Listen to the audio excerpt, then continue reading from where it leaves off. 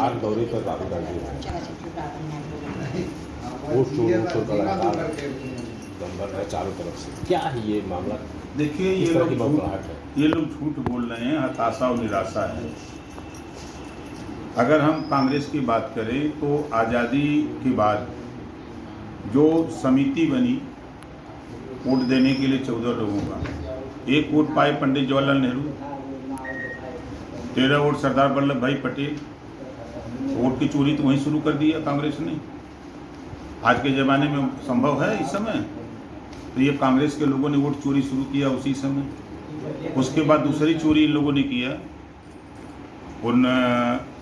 जब सन 52 में बाबा साहब डॉक्टर अम्बेडकर जी चुनाव लड़े तो महाराष्ट्र से, तो कांग्रेस ने 78,000 वोट चोरी करके उनको हरवा दिया, जिसकी एफिडेविट बाबा साहब ने चुनाव आयोग को दिया।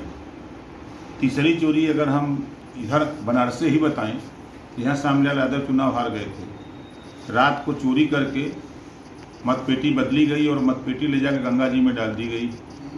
और जब मछुआरे मछली पकड़ने के लिए गए, जाल डाले गंगा जी में, तो मछली की जगह मतपेटियाँ निकल के आने लगी थी। तो जिसकी जांच पड़ताल हुई तो पता लगा इसमें कांग्रेस को वोटे नहीं, कांग्रेस का सरकार था। तो फिर मामला दबा दिया गया। तो वोट चोरी के मामले में तो माहिर कांग्रेस पार्टी है।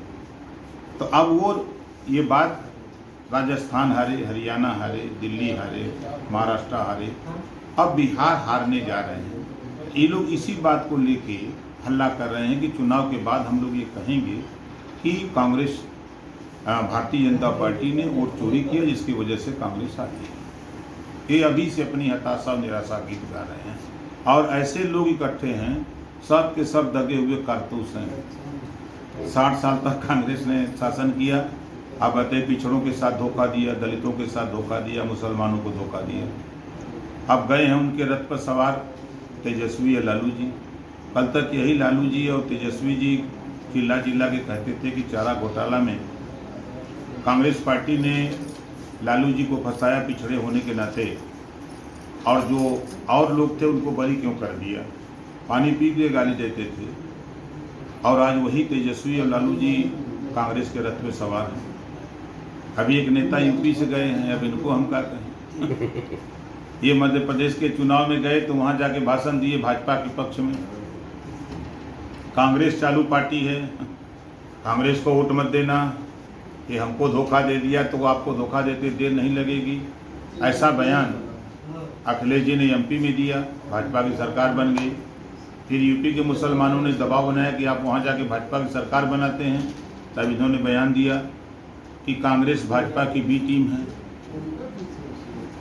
अब ये बी टीम बनाने वाले, धोखा खाने वाले, फिर हो जाकर के उनके रथ पे सवार। ये तीनों लोग जो उनके रथ पे सवार हैं, ये लोग सत्ता के लिए व्याकुल हैं कि सत्ता कैसे मिल जाए, लूटपाट करें, इसके लिए सब व्याकुल है। तेजस्वी वाले तो मुख्यमंत्री भी अपने को घोषित कर रहे हैं, राहुल गांधी के सामने कह दिया कि हम मुख्यमंत्री बनेंगे। अरे अब राष्ट्रपति बन जाए तो क्या दिक्कत है? अब जब मुंह से बनने के बाद जनता ने नकार दिया है। मैं घूम के बिहार में करीब समझिए कि 32 जिले में देख रहा हूँ, इन लोगों के साथ जनता नहीं है। इन लोगों ने धोखा दिया है जिनको। जैसे यहाँ समाजवादी पार्टी की सरकार बनी तो खुलेआम समाजवादी पार्टी ने एक जाति यादव को बढ़ाने का काम किया बड़े पैमाने पर। उसी तरह वहाँ भी जब लालू जी की सरकार बनी तो यहाँ जैसे गुंडा राज था तो वहाँ जंगल राज हुआ, और लालू जी ने भी अपनी कम्युनिटी को ही बढ़ाने का काम किया, धोखा सबको दिया है, जिससे कोई फ़ायदा इन लोगों को मिलता नज़र नहीं आ रहा है। और सरकार तो 100% बनने जा रही है। अरे ये मंच से तमाम अपशब्द कहे जा रहे हैं प्रधानमंत्री की माता जी गांधी, कोई लड़ुआ कह रहा है आरएसएस को, कुछ मतलब इस तरह की क्या? देखिए, हम उसकी निंदा करते हैं, ये लोकतंत्र के लिए खतरा है। ऐसे बयानबाजी उन लोगों की हताशा और निराशा बोल रही है। उनके इस बयानबाजी से उन्हीं का नुकसान हो रहा है, हम लोगों का नहीं।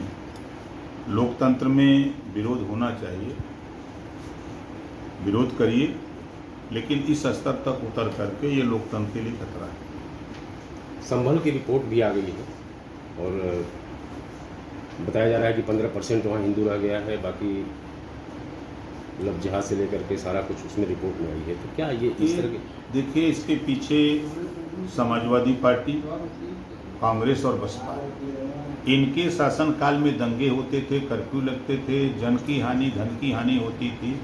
जो आज़ादी के बाद आपस में भाईचारा की बात थी, इन लोगों ने नफरत में तब्दील कर दिया, और उसी का नतीजा है कि ये समाजवादी पार्टी और कांग्रेस बसपा के लोगों ने जो वहाँ बार बार दंगे हुए, इन लोगों के शासनकाल में दंगे पर अंकुश नहीं किया कर पाए।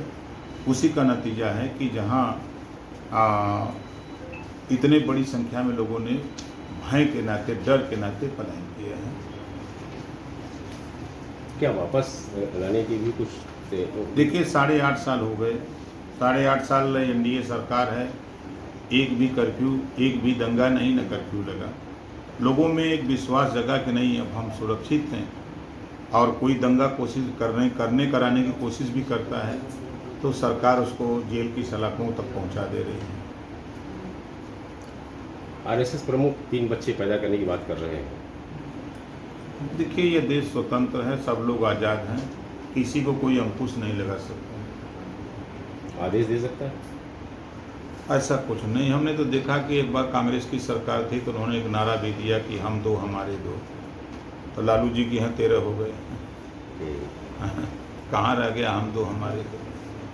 तो ये कहने के लिए उनका मत है, वो कह रहे हैं, लेकिन हमारा अपना मानना है। जनसंख्या का बैलेंस बिगड़ रहा है हिंदू मुस्लिम का, कुछ ऐसा लग रहा है? अब ऐसा कुछ नहीं है, कुछ इलाकों में हो सकता है।